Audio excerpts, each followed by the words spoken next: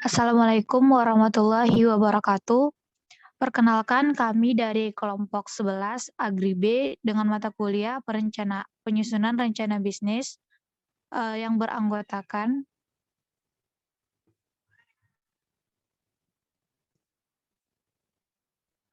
next slide Mutia.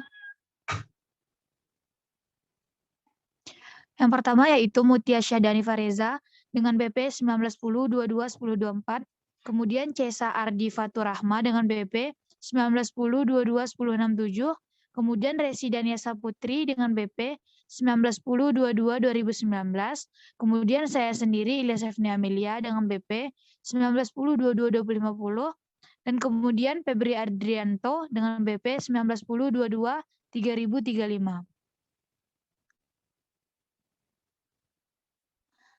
Selanjutnya kami akan membahas mengenai sumber ide usaha yang akan dibahas oleh Mutia. Kepada Mutia dipersilahkan.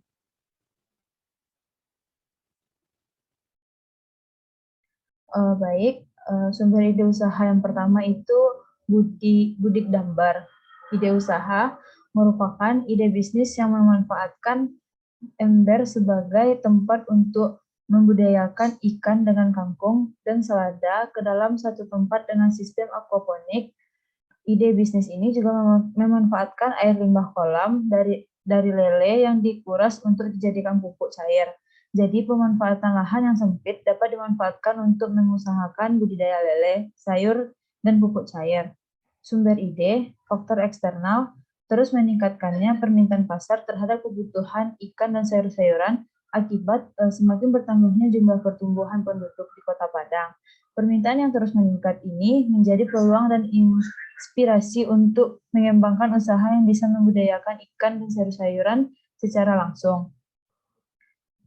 Yang kedua, ternak kambing etawa dan susu kambing murni. Ide usaha, ide untuk mengusahakan ternak kambing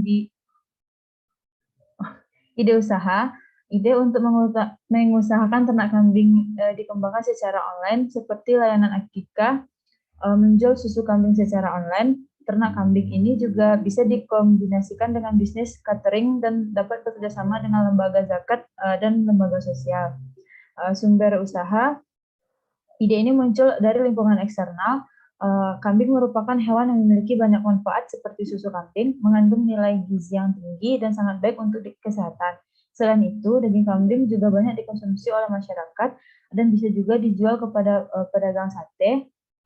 Oleh karena itu, kami sangat tertarik untuk mengembangkan usaha ini ke depannya. Selanjutnya, usaha santan murni dan pupuk kompos. Ide usaha, pohon kelapa adalah tanaman perkebunan yang banyak tersebar di wilayah tropis. Pohon ini seringkali disebut sebagai pohon seribu manfaat. Daging buah kelapa ini dapat kita olah menjadi sebuah produk yaitu santan murni. Pemanfaatan santan kelapa dapat dimanfaatkan juga pada produk pangan, khususnya pada produk es krim, yogurt, dan keju. Santan ini diperoleh dari perasan daging buah kelapa yang sudah diparut. Sisa ampas dari perasan tersebut juga dapat kita olah kembali menjadi produk pupuk kompos yang dapat dijual kepada konsumen lagi. Sumber usaha, faktor internal. Kami melihat bahwa santan murni sangat dibutuhkan dan diminati oleh masyarakat. Dan juga bisa kita lihat banyak ampas dari perasan santan terbuang sia-sia. Oleh karena itu, kami berinisiatif untuk mengolah ampas kelapa tersebut menjadi pupuk kompos alami. Argumentasi dari sumber ide usaha. Yang pertama, Budik Dambar. Yang pertama, tidak membutuhkan lahan yang luas. Budik Dambar lele menggunakan media yang kecil dan portabel, sehingga bisa dilakukan di mana saja. Cukup dengan satu ember besar bisa menampung 85 bibit ikan lele. Yang kedua, modal yang terjangkau. Harga dari setiap bahan yang digunakan terjangkau. Bahan yang diperlukan hanya ember, probiotik, bibit ikan lele, benih kangkung, cup, dan pakan ikan lele. Yang ketiga, pemeliharaan mudah. Caranya dengan meletakkan ember di tempat yang terkena matahari maksimal. Memberikan pakan kepada lele sebanyak 2-3 kali dengan waktu yang tepat. Dan juga melakukan penyedotan atau ganti air apabila air sudah berbau busuk dan ikan lele menggantung atau kepala di atas, ekor di bawah. Yang keempat, peluang pemasaran. Tanaman kangkung merupakan jenis sayuran yang paling banyak dikonsumsi penduduk Indonesia yang tinggal di perkotaan dengan rata-rata konsumsi harian yang mencapai 9,43 gram per kapita per hari. Selanjutnya, ternak kambing, etawa, dan susu murni. Usaha ternak kambing. Yang pertama, kambing memiliki harga jual semakin lama semakin meningkat. Yang kedua, kandungan daging kambing yang memiliki protein yang tinggi. Yang ketiga, kambing juga menghasilkan susu segar yang dapat dijual. Yang keempat, kambing juga memiliki kotoran yang bisa dijadikan pupuk untuk tanaman. Usaha susu murni. Yang pertama, susu kambing memiliki banyak manfaat untuk kesehatan. Yang kedua, susu kambing bisa diolah berbagai macam varian rasa. Yang ketiga, untuk pengolahan susu kambing ini tidak memerlukan biaya yang mahal. Ya.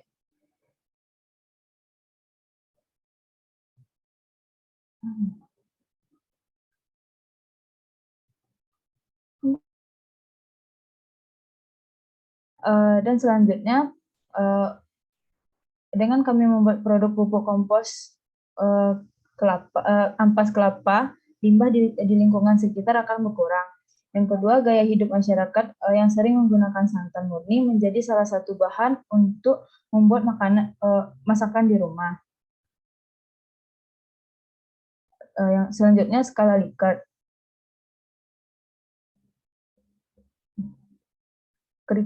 Kriteria dalam skala Likert yang digunakan yaitu keuntungan yang akan diperoleh dengan bobot 15%. Untuk usaha ternak kambing etawa dan susu kambing murni, yaitu poinnya 3. Dan kriteria kedua, permintaan konsumen. Bobotnya 20%.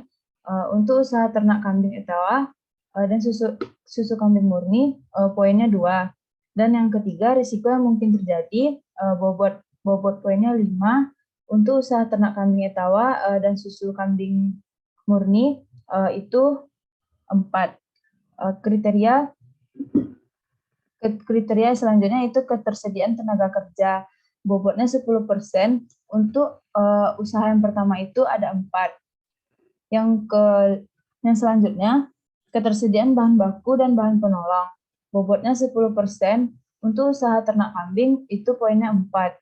Yang selanjutnya itu persaingan. Bobotnya 5%. Untuk usaha ternak kambing ini poinnya 5. Yang selanjutnya, ketersediaan peralatan dan fasilitas produksi. Bobotnya 10%. Untuk usaha ternak kambing etawa dan susu kambing murni ini poinnya 4. Dan kriteria selanjutnya yaitu prospek usaha di masa yang akan datang. Bobotnya 20%. Usaha ternak kambing etawa dan susu kambing murni itu 4. Kriteria selanjutnya itu pemasaran, bobotnya 15%. Untuk usaha ini poinnya 3. Jadi total rata-rata untuk usaha ternak kambing itu 33. Untuk bobot dikali rank, yaitu untuk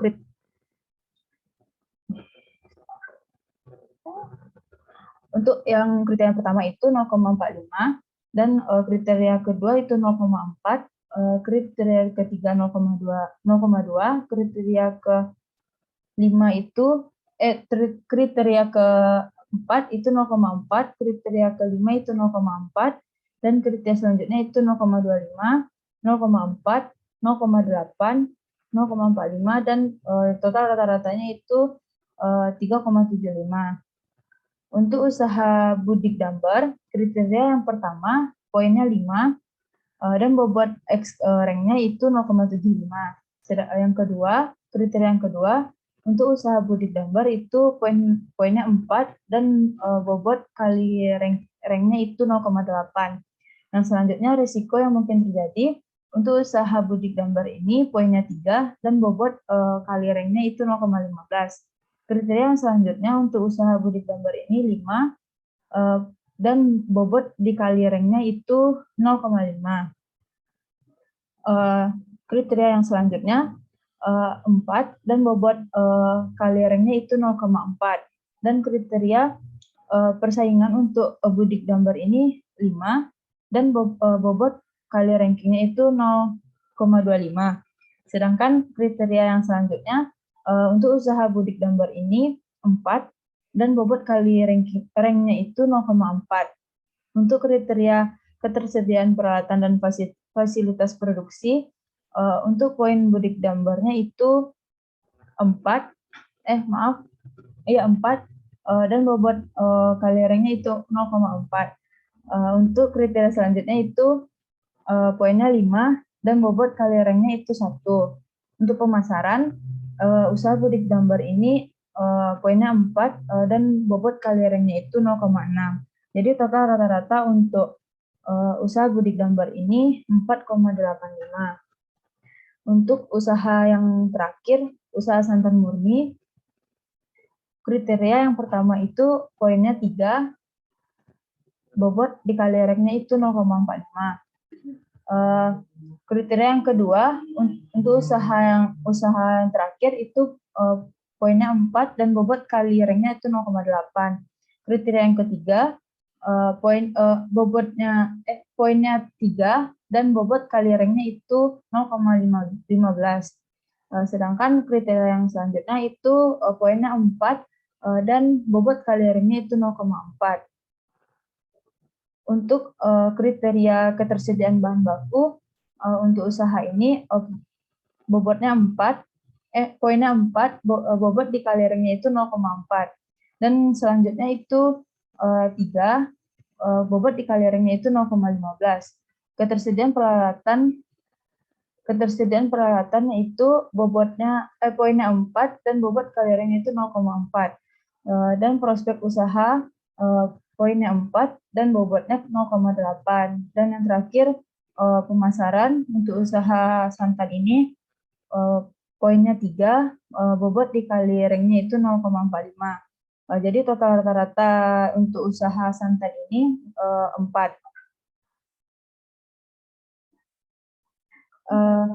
Keterangan dari bobot tadi untuk angkanya 1 itu sangat tidak besar, yang kedua itu tidak besar, yang ketiga kurang besar, dan keempat besar, 5 sangat besar. Jadi keputusannya yaitu berdasarkan skala Likert dan penilaian, maka skor terbesar didapatkan ide bisnis yaitu budik gambar. Skor didapatkan dari berbagai alasan dan faktor. Maka berdasarkan penilaian tersebut dapat diputuskan bahwa bisnis budik gambar ini akan dipilih di antara 3 bisnis lainnya. Mungkin sekian, saya kembalikan ke Ilya. Baiklah, terima kasih atas penjelasan dari rekan saya yaitu Mutia. Selanjutnya mengenai deskripsi usaha akan dijelaskan oleh Cesa. Kepada Cesa saya persilahkan. Baik, terima kasih. Untuk selanjutnya ini ada deskripsi usaha. Yang pertama itu budik dambar. Budik dambar merupakan teknik budidaya yang memadukan antara ikan dan sayuran. Dalam budidaya ikan akan menimbulkan ekspresi ikan yang kemudian akan dimanfaatkan oleh tanaman sebagai nutrisi dan air, kemudian bersirkulasi kembali ke sistem akuakultur. Bisnis yang mengembangkan teknologi pertanian budik dambar yang dapat dikatakan baru dikenal masyarakat umum yang berada di perkotaan juga bersaing dalam produk sayuran sehat yang dapat dihasilkan walaupun menggunakan lahan sempit. Inovasi bisnis budik dambar dapat berkembang dan bersaing pada produk perikanan dan sayuran sehat.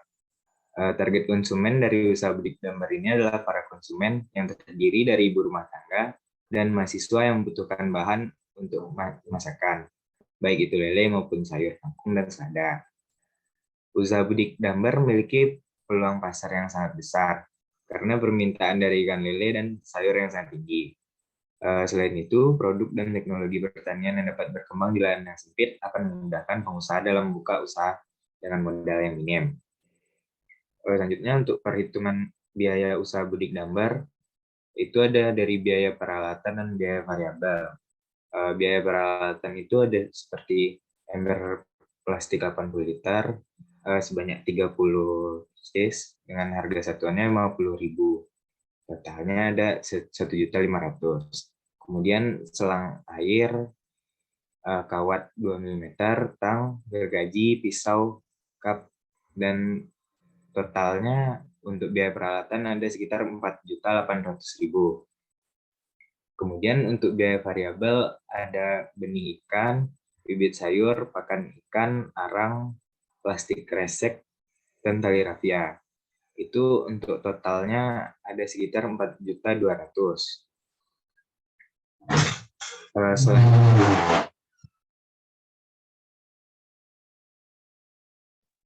Selanjutnya untuk perhitung ada produksi lele 30 ekor, itu dikali 30 kolam ada sekitar 2.400 ekor. Produksi seladanya ada 10 kg. Produksi kangkung 10, harga lelenya 18.000 per kilo. Untuk kangkung 2.000 per kilo. Harga selada juga 2.000 per kilo. Untuk pupuk cairnya ada 10.000 per kolamnya.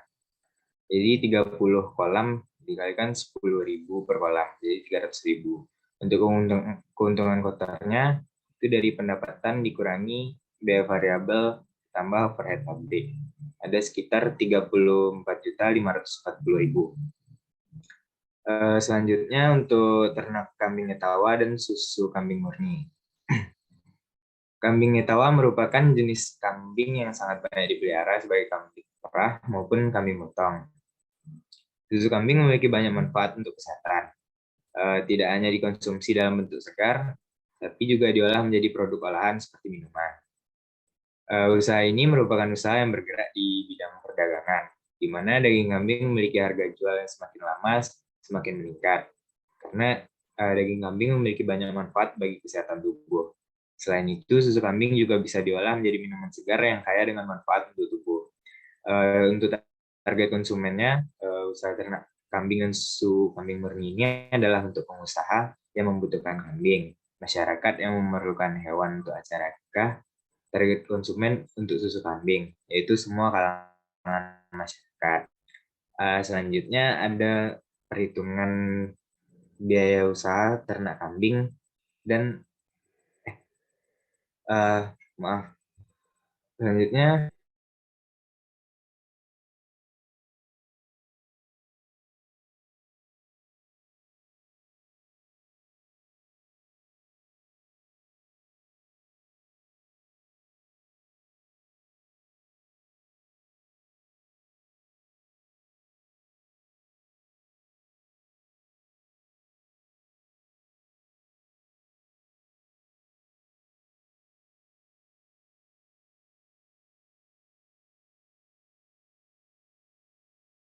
sebelumnya karena ada gangguan sinyal. Dilanjutkan untuk yang tadi, kami akan membuka usaha ini dengan sesegera mungkin jika modal, perencanaan bisnis, dan juga segala kebutuhan dan keperluan usaha sudah bisa kami penuhi. Jika kami sudah memulai usaha ini, kami akan beroperasi untuk susu kambing 5 jam per hari, dan terus bekerja untuk memproduksi susu kambing ini.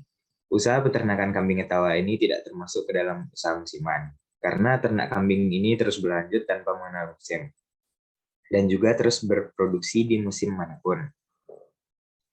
Selanjutnya, untuk perhitungan biaya usaha ternak kambing dan juga susu kambing. Ada biaya tetap, biaya variabel, dan biaya overhead pabrik. Dari biaya tetap ini, ada seperti kandang kambing, skop, sapu, penlap, saringan, dan juga botol kaca, itu totalnya sekitar 15.240.000. Kemudian untuk biaya variabelnya, ada itu bibitnya, kambing jantan dan juga kambing betina. Untuk pakannya ada kecambah jagung, daun singkong, dan juga susu skim. Untuk obat-obatannya dan juga kemasan susu itu ada sekitar totalnya 21.280.000. Untuk biaya overhead pabriknya, gaji karyawan, dan juga sewa bangunan itu ada sekitar 5.200.000. Untuk produksi susu kambing satu harinya itu sekitar 40 botol. Untuk satu bulannya ada 1.200 botol. Sedangkan harga untuk satu botol kambingnya itu sekitar 30.000. Untuk pendapatan per bulannya 1.200 botol dikali 30.000 rupiah itu sekitar 36 juta. Untuk keuntungan kotornya, pendapatan dikurangi biaya variabel ditambah biaya overhead pabrik itu ada sekitar 9.520.000. Kemudian selanjutnya untuk yang ketiga, usaha santan murni dan pupuk kompos. Usaha santan murni dan pupuk kompos adalah suatu usaha yang diperoleh dari olahan buah kelapa. Usaha ini merupakan usaha yang bergerak di bidang perdagangan, di mana santan adalah cairan berwarna putih susu yang berasal dari parutan daging kelapa tua yang dibasahi sebelumnya akhirnya diperas dan disaring. Dan pupuk kompos dibuat dan diolah dari ampas kelapa yang mengandung protein kasar dan lemak asam yang ampuh untuk menyuburkan dan melebatkan bunga maupun buah. Target konsumen untuk produk ini adalah kalangan ibu-ibu dan juga pebisnis yang membutuhkan bahan santan murni untuk menjalankan usahanya. Sedangkan target konsumen untuk produk pupuk kompos adalah kalangan para petani, penjual bunga, tanaman hias, dan pebisnis usaha di bidang pertanian lainnya. Usaha kami masih merupakan usaha yang masih baru dan berada di tahap awal. Usaha kami berbentuk persekutuan karena usaha ini terbentuk dan didirikan dari beberapa orang sebagai pemilik usaha dengan satu orang sebagai ketua. Tentunya usaha kami akan sangat menguntungkan karena memang banyak masyarakat yang benar-benar membutuhkan santan dan juga pupuk kompos. Target pemasaran kami yang sudah juga jelas, serta kami juga tidak terlalu mengeluarkan banyak biaya pada produk kompos karena produk ini berasal dari sisa limbah perasan daging kelapa. Kami akan membuka usaha santan murni dan pupuk kompos dengan segera mungkin jika modal, perencanaan bisnis, dan juga segala kebutuhan dan keperluan usaha sudah bisa kami penuhi. Jika kami sudah menjalankan usaha ini, kami akan beroperasi untuk produk santan 8 jam sehari dan terus bekerja untuk memproduksi santan ini di setiap harinya. Dan untuk produk pupuk kompos ini, kami akan beroperasi selama 6 jam sehari dan 5 selanjutnya untuk perhitungan biaya santan murni ada biaya tetap, biaya variabel, dan biaya overhead pabrik. Dari biaya tetap itu totalnya sekitar 4.912.000. Kemudian biaya variabel totalnya 9.440.000 dan biaya overhead pabriknya 5.200.000. Produksi santannya satu hari 150 liter, untuk sebulan 4.500 liter. Dengan harga santannya per liter itu Rp5.000. Jadi keuntungan kotornya sekitar 7.860.000. Kemudian untuk perhitungan biaya usaha pupuk kompos ada dari biaya tetap, biaya variabel, dan biaya overhead pabrik. Untuk biaya tetapnya itu ada 3.000, biaya variabel 180.000, dan untuk biaya overhead itu 3.700.000. Untuk produksi pupuk komposnya satu hari itu sekitar 3 sebulannya ada 700 ton. Dengan harga pupuk komposnya per kilonya itu 10.000. Total pendapatannya per bulan sekitar 7 juta. Komputernya 2.714.000. Masih dikembalikan kepada peserta.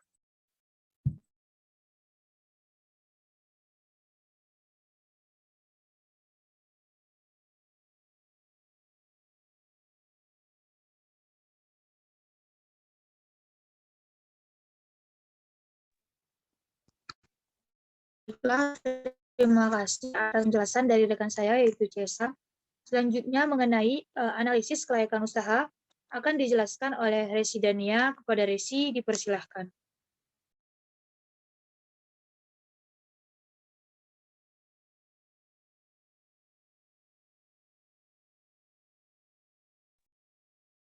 Analisis kelayakan usaha Damber ini.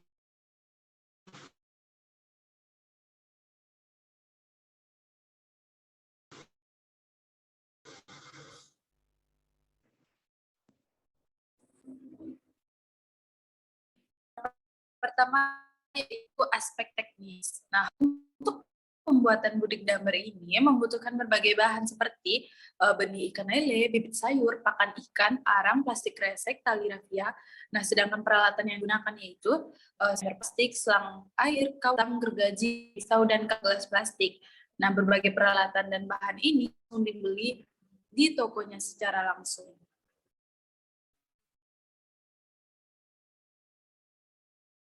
Selanjutnya yaitu next. Cara pembuatan budik dambar. Yang pertama itu persiapan media tanam sayur. Caranya yaitu lubangi gelas plastik 10 buah dengan solder, kemudian potong kangkung, sisakan bagian bawah, lalu masukkan kangkung darah 50-80% ukuran gelas. Selanjutnya, potong kawat kurang lebih 12 cm dan buat model kite yang bisa dijadikan pegangan gelas di ember. Selanjutnya itu persiapkan media untuk budik dambar. Yang pertama, isi air 60 liter ke dalam ember, diamkan kurang lebih 1 hingga 2 hari. Yang kedua, masukkan benih ikan lele, diamkan 1 hingga 2 hari. Yang ketiga, rangkai gelas kangkung di pinggir ember. Next.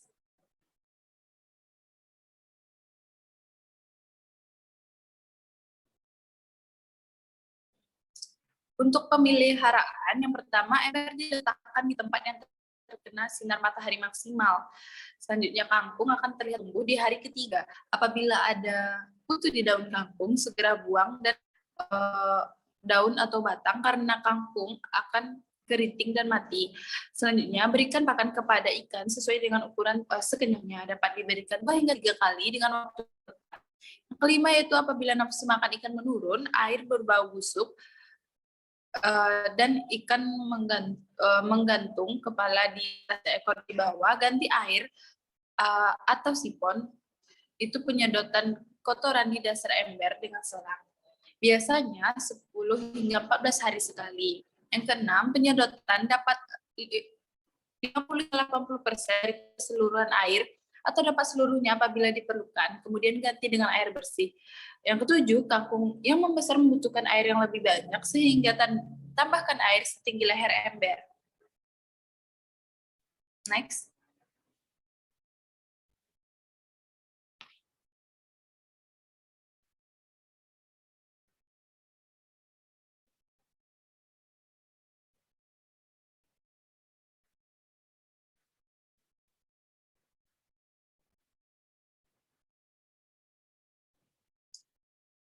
Selanjutnya yaitu panen. Nah, ketika pemeliharaan yang rutin sudah dilakukan, maka kita dapat mencapai hasil yang maksimal pada tahap panen.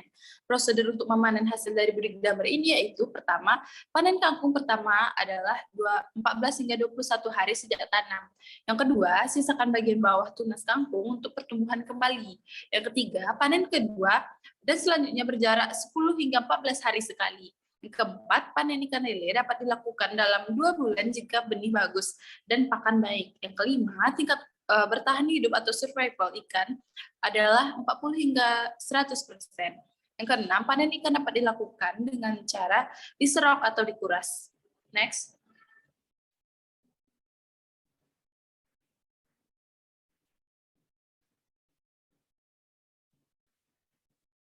Untuk pemasaran dari usaha budik dambar ini, kami langsung mendistribusikan hasil produknya langsung ke pasar. Selain itu, untuk pelanggan yang ingin langsung mengambil produk di tempat produksi juga bisa dilakukan. Nah, pemasaran tidak hanya dilakukan sebatas itu, kami juga melakukan pemasaran online yang nantinya pelanggan bisa memesan, kemudian akan kami antarkan langsung ke tempat yang telah disebutkan langsungnya. Next.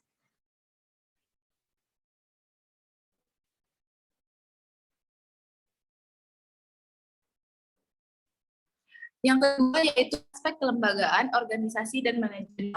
Untuk aspek kelembagaan sebagai sebuah usaha yang bergerak di bidang pertanian, kami akan menjalankan usaha ini dengan memperhatikan dan mengikuti berbagai peraturan yang ada di wilayah tempat kami mendirikan usaha, yakni di Kota Padang. Lahan tempat usaha ini dikelola adalah lahan milik pribadi yang sebelumnya telah disesuaikan dibeli sesuai dengan ketentuan yang berlaku. Usaha budik damar ini juga akan bekerja sama dengan penyuluh pertanian setempat untuk menjalin kerjasama serta berkonsultasi tentang berbagai permasalahan dan meminta solusi dari masalah yang kami hadapi. Next.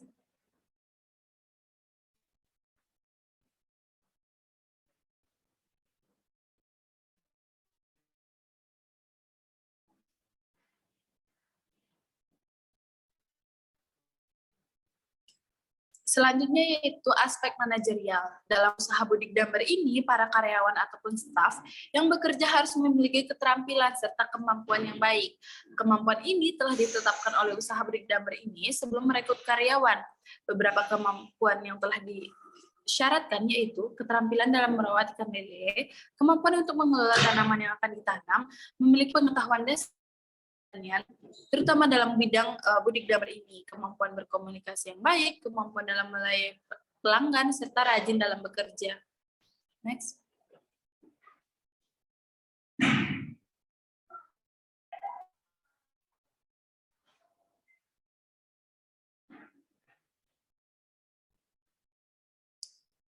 Yang selanjutnya yaitu aspek sosial. Nah, dalam aspek sosial budik damber memberikan berbagai manfaat sosial bagi masyarakat Kota Padang pada umumnya.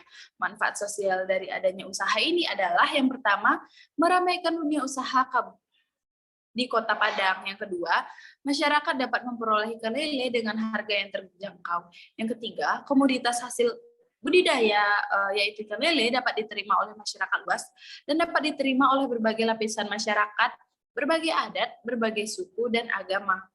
Next.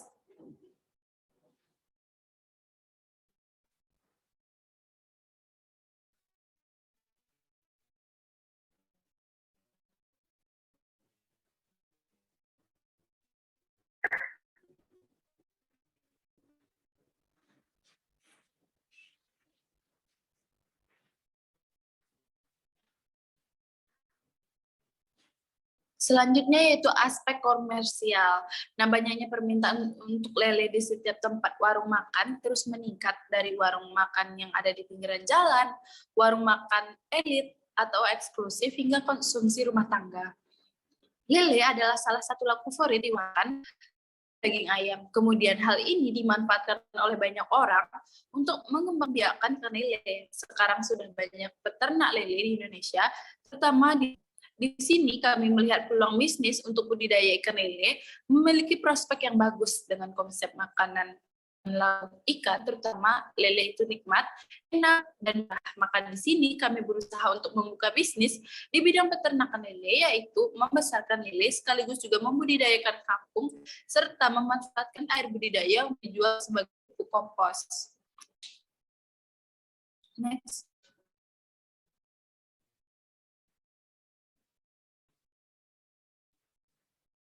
Selanjutnya yaitu aspek finansial. Yang pertama yaitu biaya tetap, yang merupakan biaya yang jumlahnya tetap atau tidak berubah dalam rentang waktu tertentu, berapapun besarnya penjualan atau produksi perusahaan. Biaya tetap tidak dipengaruhi oleh naik turunnya produksi yang dihasilkan.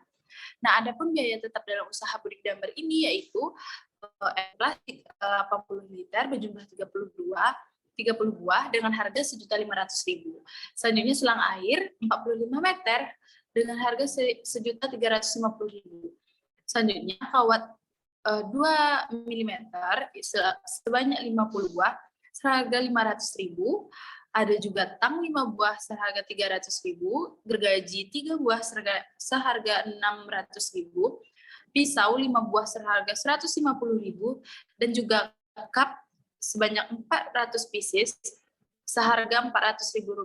Jadi, total biaya tetap dalam usaha budik damber ini yaitu Rp4.800.000.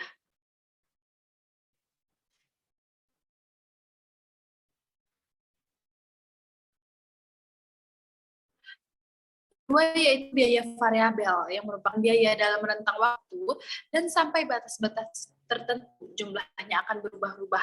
Yang termasuk dalam biaya variabel adalah membeli bahan mentah atau bahan pembantu upah tenaga kerja langsung, biaya transportasi dan lain sebagainya. Adapun biaya variabel dalam usaha budik damber ini yaitu benih ikan sebanyak 3.750 ekor seharga Rp1.500.000, bibit sayur sebanyak 2.000 buah seharga Rp400.000, pakan ikan sebanyak 150 kilo seharga Rp1.500.000. Yang selanjutnya itu arang sebanyak 60 plastik seharga Rp600.000, plastik kresek sebanyak 6 pak seharga Rp150.000, dan juga tali rafia sebanyak 2 pak seharga Rp50.000, sehingga total usaha budik damber ini sebanyak 4.200.000.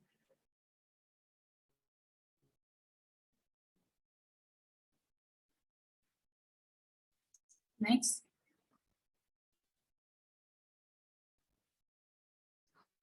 Untuk jumlah produksi dari lele 80 ekor sebanyak 30 kolam yaitu 2.400 ekor. Untuk kangkung itu 10 kilo dan selada 10 kilo. Harga 1 kilo produksi lele yaitu 18.000 per kilo. Nah, sebanyak 2.400 ekor lele dikalikan dengan 18.000 sama dengan 4.200.000. Untuk selada itu seharga 2.000 per kilo.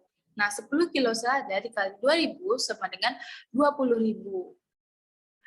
Selanjutnya yaitu kangkung seharga 2.000 per kilo sebanyak 10 kilo dengan total Rp20.000. Nah, total pendapatan dari lele, selada, dan kangkung yaitu Rp43.240.000. Nah, keuntungan yang didapatkan yaitu didapatkan dari pendapatan dikurang biaya variabel ditambah biaya tetap. Adapun keuntungan yang didapatkan yaitu Rp34.240.000.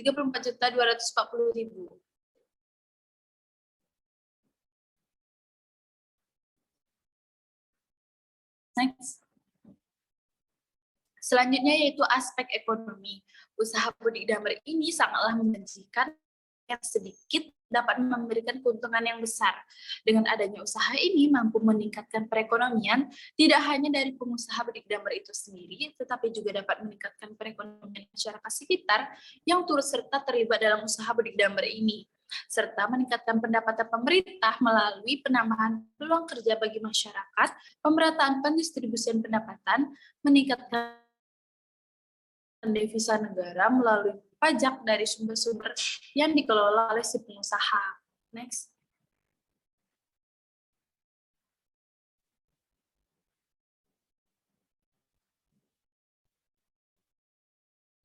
Selanjutnya saya kembalikan kepada moderator.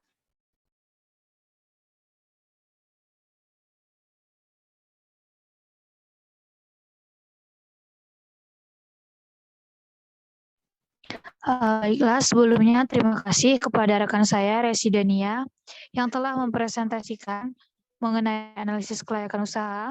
Selanjutnya mengenai materi kanvas usaha budik damber, akan saya jelaskan sendiri. Next.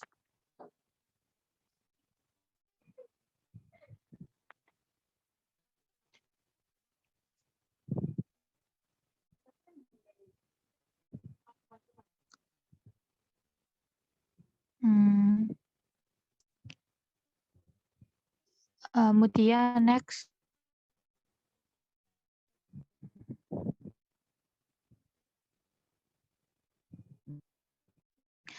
Baiklah, untuk bisnis kanvas dari usaha budik damber, yang pertama itu KPI. Dari usaha budik damber ini yang pertama itu adalah supplier bibit ikan, kemudian supplier bibit sayuran, pemasok kemasan, distributor, investor, pedagang pengecer, lembaga perikanan, dan juga pertanian. Untuk key activities dari usaha budik damber yaitu membeli bibit ikan dan juga sayuran, membudidayakan ikan dan sayuran dalam ember, melakukan pemanenan ikan dan sayuran, mengemas ikan dan sayuran, mendistribusikan ikan dan sayuran, mempromosikan ikan dan sayuran, melakukan pelatihan budik damber, melakukan konsultasi dengan lembaga perikanan dan juga pertanian.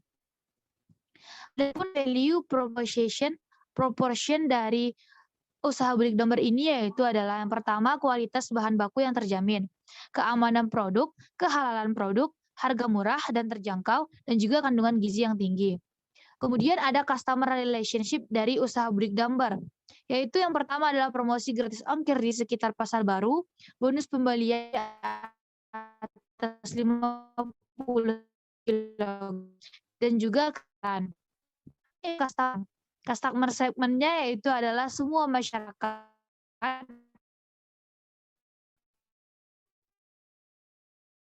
Kemudian itu adalah testimoni produk olahan, fasilitas pembayaran produk yang murah, tenaga kerja yang terampil, peralatan budidaya yang memadai. Untuk channel dari usaha Budik Damber ini adalah media sosial. Media sosial yang digunakan adalah seperti Instagram, Facebook, YouTube, dan juga WhatsApp. Selain ada toko tempat penjualan, juga pasar tradisional. Next.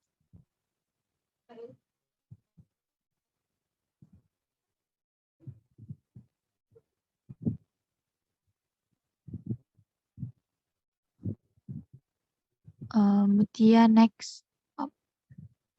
Selanjutnya yaitu ada cost structure dari usaha Budik Damber. Cost structure-nya yaitu yang pertama adanya biaya promosi, kemudian adanya biaya pembelian dari peralatan yang digunakan dalam usaha Budik Damber, lalu ada pembelian bibit ikan dan juga sayuran, ada biaya atau upah, kemudian ada biaya operasional dalam menjalankan usaha budidaya Damber, kemudian ada biaya sewa bangunan, tempat penjualan, tempat melakukan pengoperasian usaha Budik Damber. Yang terakhir ada revenue stream. Revenue stream dari usaha Budik Damber ini yang pertama yaitu adalah pendapatan penjualan dari produk sayuran yang dijual, kemudian adalah pendapatan penjualan dari ikan, kemudian pendapatan cabang usaha Budik Damber, kemudian adanya pendapatan dari ongkos kirim, kemudian ada pembagian keuntungan dengan mitra kerja, kemudian adanya pendapatan dari mengadakan pelatihan Budik Damber. Next. Baik, mungkin saya selanjutnya akan menjelaskan mengenai rencana operasional dan pengorganisasian dari SDM. Manajemen operasional. Pengadaan bahan baku dimulai dari pencarian bibit lele yang berusia 1 minggu. Benih ikan lele diambil ke tempat pedagang benih lele yang sudah menjalin kerjasama dengan perusahaan.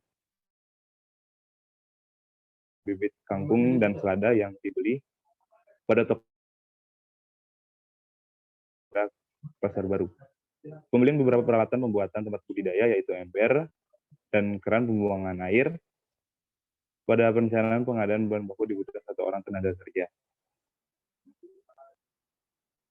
Next.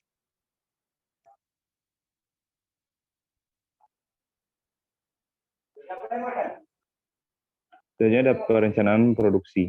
Diawali dengan membuat kolam dari ember, melubangi bagian bawah ember untuk meletakkan keran pembuangan air. Kemudian membuat tempat untuk budidaya kangkung dari cup tempat minum yang kemudian diberi kawat untuk memasang cup ke ember.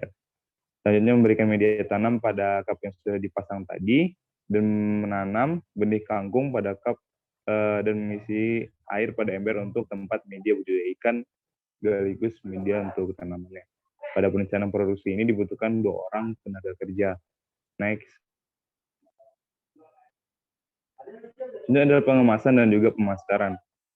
Pada bagian ini dilakukan ketika semua budidaya baik itu kangkung, selada, lele sudah dipanen untuk dijual.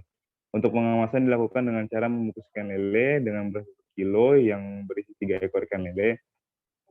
Untuk kangkung dikemas menggunakan plastik dengan berat 0,5 kilo per bungkus, dan untuk selada juga dibungkus menggunakan plastik yang beratnya sama yaitu 0,5 kilo per bungkusnya. Sedangkan untuk pemasaran dilakukan dengan menggunakan 2 cara yaitu secara online dan juga konvensional. Untuk menggunakan media online dilakukan dengan memanfaatkan media sosial baik itu WhatsApp, Facebook, Instagram, dan juga menggunakan marketplace lokal. Sedangkan untuk pemasaran secara konvensional dipasarkan secara langsung ke masyarakat pasar baru yang dipromosikan melalui brosur dan secara mulut ke mulut. Untuk operasional pengemasan dan pemasaran menggunakan 2 orang tenaga kerja. Next. Jadi ada pengorganisasian SDM, di mana di sini juga ada struktur tentang pengorganisasian SDM yang dipimpin oleh seorang direktur utama, dan juga ada manajer keuangan, manajer produksi, dan manajer pemasaran di bawahnya. Untuk direktur utama sendiri itu mengambil keputusan yang harus bertanggung jawab atas keputusannya tersebut. Selanjutnya menjalankan fungsi-fungsi manajemen perusahaan dengan baik sehingga tujuan perusahaan dapat tercapai. Juga mengawasi jalan dan arahnya perusahaan. Selain itu juga menerima laporan semua kegiatan usaha dari bawahannya, manajer dan lain-lain. Next.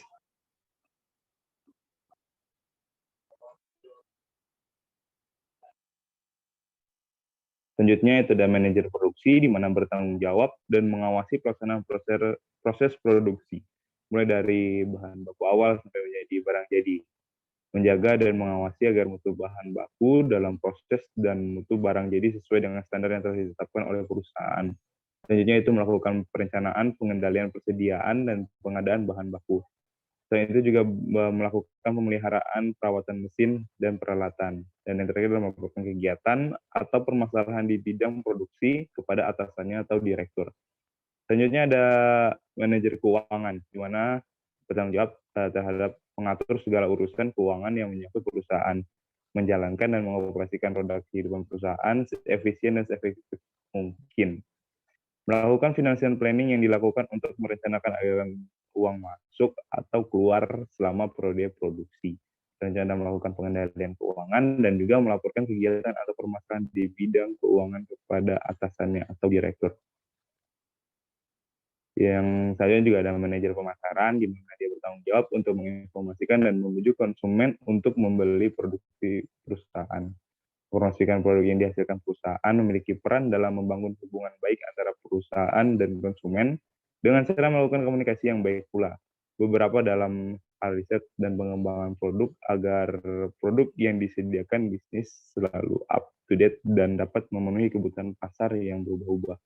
Dan yang terakhir adalah melakukan kegiatan dan permasalahan di bidang pemasaran kepada atasannya atau direktur.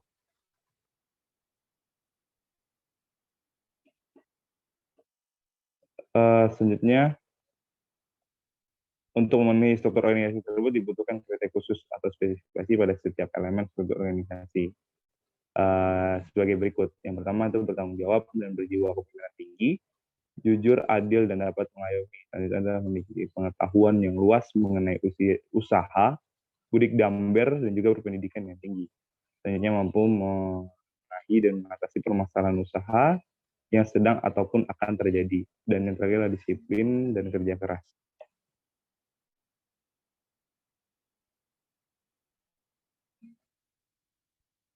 Untuk spesifikasi manajer produksi, yaitu yang pertama memiliki sifat bertanggung jawab dan dapat dipercaya. Yang kedua memiliki pendidikan tinggi dan pengetahuan serta keahlian yang dibutuhkan di bidang produksi. Yang ketiga paham akan kondisi dan permasalahan produksi usaha budik damber. Yang keempat mampu meminimalkan biaya dalam produksi produk usaha budik damber. Yang kelima mampu meningkatkan dan mengembangkan hasil produksi usaha budik damber. Selanjutnya mengenai spesifikasi manajer keuangan. Yang pertama berpendidikan tinggi dan mengetahui seluk-beluk dan tata cara pengolahan keuangan. Yang kedua jujur dan tidak memanipulasi data keuangan usaha. Yang ketiga mampu menyelesaikan personalia keuangan yang ada di usaha budik damber. Yang keempat bekerja keras dalam melakukan setiap pekerjaan yang dimilikinya. Yang kelima mengorganisasikan keuangan usaha lebih baik ke depannya.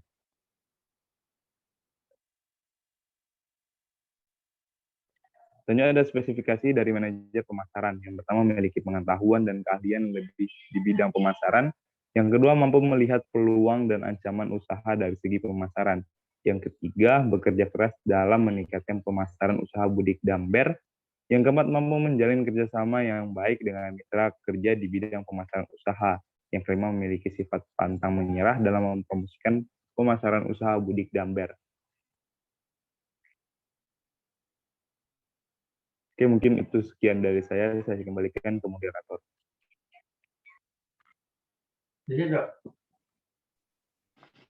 Baik, sebelumnya terima kasih kepada rekan saya, Febri, yang telah menyampaikan materi mengenai budik damber yang terakhir.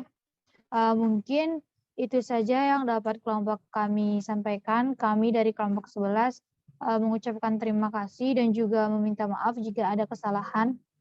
Saya sebagai moderator, saya akhiri dengan mengucapkan Assalamualaikum warahmatullahi wabarakatuh.